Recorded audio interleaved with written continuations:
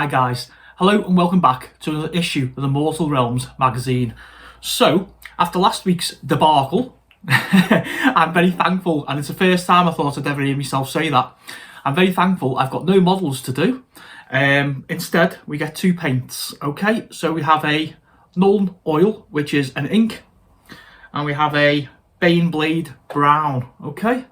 So, I say it's issue number 29, folks. So there we are, there's the cover. And I won't ruin it too much for you, because obviously I'm going to go up top in a wee while and run through the magazine with you. And we also get a pull-out on the Forces of Chaos. So this is very nice, because in recent issues, as most of you regular viewers now know, they are starting to show us alliances and how we can bring in different armies to go along with our own armies. So it just makes it that little bit more interesting, basically. You know, if you've got like a Nighthaunt army and you want to bring some more death in, or you got Stormcast and you want to bring in some other guys, you know, you can. So that's all it's doing. I mean, yeah, it's a cash grab, I suppose, from Games Workshop, you know, on behalf of Hatchet, to turn around and say, hey, look, we've got this fantastic game. You all love it. You're all well addicted now, you know, nearly 30 issues in. So, as well as the Stormcast and the Nighthaunt, which are two fantastic armies that we're giving you, you can also do this. Cha-ching, cha-ching, cha-ching. Naughty, but hey, this is the hobby that we're in, isn't it? Okay, guys. So, basically, I'll just show you this little pull-out. Okay, it just basically shows and features some more of the amazing models that we can get within the range. And it just tells us a little bit about them as well. So this will fit nicely for those guys who are going along with the subscription themselves. This will fit nicely in your binders. For those who don't, you all know by now, subscribers get binders. All these issues break down into little sections, 1, 2, 3, 4. I think it's like history and lore, and there's painting and there's building, all this kind of stuff. So come the end of the subscription, you'll have a nice 4 sets of binders to go back to. Okay, guys, I've waffled on long enough for what's basically a little intro. Okay, so I'm going to go up top, have a look through the magazine, and I will see you all next week. Okay, guys, issue 29. So it's in a lovely blue colour. And we have our $7.99 United Kingdom price. Warhammer Age of Sigmar, Mortal Realms. A little bit of a graphic on the front there, guys. Battle games in the Age of Sigmar. And then our 3 bullet points. Learn about the God King Sigmar. Nuln Oil and Baneblade Brown paints. Stormcast Eternals Army Paint Guide. So those who watched last week's will remember that we had the Nighthaunt paint guide. So they're just basically playing catch up. Okay, so let's open up and let's have a look at the contents, guys. Okay, so in this issue we have Sigmar. So, okay, learn about the creator of the Stormcast Eternals and ruler of the celestial realm of Azir, the God King Sigmar. Lord Celestats. Whether marching to war on foot or riding atop giant star drakes, the Lord Celestats are the battle leaders of the storm hosts. So we find out a little bit about the champions section there. Of Bones and Blood, part 3. The guidebook to the undead creatures of Shaiish continues. How to paint Stormcast Eternals. How to paint Nighthaunt processions. Lord Arcanum on Griffcharger. So it says the Lord Arcanum on Griffcharger rides to battle with this war scroll and tutorials. We've got the same for the Knight of Shrouds, and Hallistone Besieged is our battle plan by the look of it. So this looks like a nice issue, guys. We're getting the battle scrolls for the war scrolls, for the main characters to lead our armies. So, you know, if you're following along and you're going to play the game, we've now got, you know, quite a little bit of knowledge in there to have quite an interesting one. Okay, so there is the editor's bit there. And then we go straight on to, there's the main man himself, Sigmar, the God King. Okay, so that's an absolutely lovely graphic there. It says Sigmar in gold, and it just says, Sigmar, the God King, is the ruler of Azir and the most powerful of humanity's gods, blah, blah, blah, blah. Okay, I'm not going to ruin that for those guys who are actually purchasing the magazine or following along with their subscription. And it just, what's this here? Dracothian, the God Beast Dracothian is Sigmar's oldest ally. Gal Maraz is Sigmar's Warhammer. Okay, that's nice to find out about some of the weaponry and stuff. Stormcast Eternals were created by Sigmar and the Druid God Grugni to drive back the armies of chaos and other opponents of order. Okay, and there's the main man again. Yeah, with Gal Maraz in hand, Sigmar has united kingdoms and slain countless evil doers. Okay, so staying with the Stormcast Eternals, we go on to the section which tells us all about the Lord Celestat. Okay, so Lord Celestat bear the burden of command, leading vast war hosts of eternal Stormcast Eternals, can't get my teeth in today, to war. Okay, each of these immortal generals was a mighty warlord or warrior even before they came a Stormcast Eternal, for Sigmar only entrusts the leadership of his armies to the most gifted. Armies, did I just say? Oh, we're having a bear already, okay, we're only a couple of pages in, okay. So, there we go, lovely graphic to hopefully apologise for that. And where are we? That's a Lord Celestat on foot there, guys. Okay, and we've got more models here. What's that? A Lord Celestat rides his Stardrake mount into the heart of battle. I mean, it's a lovely model. I'll tell you right now, I wouldn't fancy building it, and I certainly wouldn't fancy painting it, but it's lovely to look at, isn't it? Okay, there's a little bit telling us about Stardrakes there. Leading from the front, those Lord Celestats that march the battle on foot are especially beloved by the warriors, for they are willing to trudge, suffer, fight and die alongside even their most newly forged liberator. And Dracoths. Says some Lord Celestats ride to battle upon Dracoths. These beasts are swift and deadly, allowing the Lord Celestat to dart up and down the line, inspiring their troops with thunderous battle cries and acts of violence. Okay. The Ancient Dead. This is the, I think this is part 3. Yeah, in the course of my travels, I have learned that no deceased mortal is beyond the reach of the powerful death magic, even if all that remains of their physical form is a fleshless skeleton. So again, you know, more lovely graphics, and tells us a little bit about Death Rattle Legions.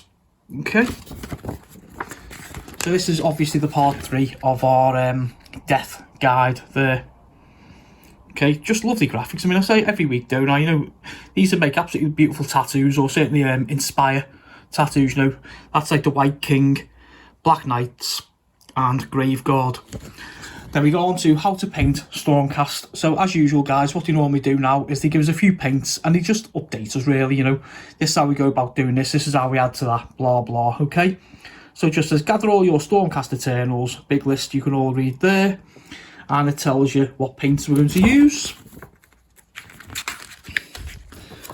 And then I do this every week, guys, so I'm just going to skip across it. Just gives the colour and what we're going to do with it, okay?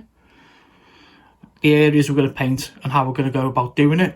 Okay, there we go. So we're getting an idea now on how we touch up all these models with further issues. So every time I moan and I say, oh, there's no models or whatever, and there's paints, you know, they do have a purpose. It's just like, until last week, I loved models. No further comments. Okay, so it's going on now basically about the areas that we shade. Okay, there's our Nuln oil. What is it with some of these expressions, honestly? Okay, Nuln oil. There we go, got it right that time. And that just basically shows what it's doing. Okay, so basically, like I say every week to you guys, while we're inking, we're just dulling down these colours. And going on again now, just further details of the pieces that we've had previous. I mean, this is nice, really. It's almost like a catch-up, you know, where with the models that we've got, you know, we haven't forgotten anything that we put back in our boxes or our tins or cases or whichever other storage. And this is really nice. Finished Stormcast model, so I'll show you that afar, okay, and I'll show you some of them zoomed in, just so you get an idea of what they're looking like and how they're looking as we're catching up with them now with more paints. Okay, there we go. And then we do the how to shade the Nighthorns. So again, our new one, the Nuln oil, and it's just the same thing, guys. It's just showing us what models, what bits, where we're shading and how it looks. So I'm going to shut up for a few seconds and just show you some little clips. Oh, okay, no need. You've got my lovely monotone voice back again, because we get straight on to the next page, which is the finished Nighthaunt models. So again, there's from afar. And then just coming in. And like you can see, like I said previous to the Stormcast, they're all starting to come together now, little by little, bit by bit, and anyone who's following this is going to have two absolutely beautiful armies come the end. Even if you're an average painter, these techniques aren't, you know, they're like rocket science. And like every skill, guys, like I said before, practice makes perfect. Okay, so we now move on to the Lord Arcanum on his Griff Charger War Scroll. So we all know by now what War Scroll is. For anybody catching me here for the first time, and if you are, please drop by. There's a playlist on on the channel there with all the stuff. There's an introduction and the previous 28 issues. Okay, so a war scroll is basically just, it's a card that tells us, you know, how we use our miniature. Move, wounds, save and bravery. All these will now start making sense to you guys who've been here for a while. Shows us a little graphic of the miniature we're talking about, and then just tells us all the things we need to know. Okay, so I'm not going to go down through all those guys. They're just basically stuff, you know, going over magic and stuff and different weapons that these guys have and their abilities. And then, as is the norm now, the next page is always the back. These would be actually lovely to pull out and just either photocopy or put in, like, you know, a pouch or laminate maybe, just for reference. Okay, so these are basically, it tells us more in depth about some of the powers that they have. You know, Cycle of the Storm, Ride the Winds, Etheric, and it just shows basically how we use these special powers and what we need to roll, etc. So, you know, I mean, you should be able to pick them up by now, anyone who started playing the game, or even you guys who are watching, who are just enjoying, you know, the content. We've got to the stage now where we all know how to use a war scroll. Okay, so we've got Knights of Shrouds. Same thing again. Little description of him, his abilities, the things he has, what we need to roll to hit and to wound, and etc. His command abilities. And again, same as our friend, the Lord Celestat. He has his own sheet explaining the special powers. Okay, so Stolen Hours, I think that's his Hourglass. Lord of Geists, and basically I think that's showing like his range.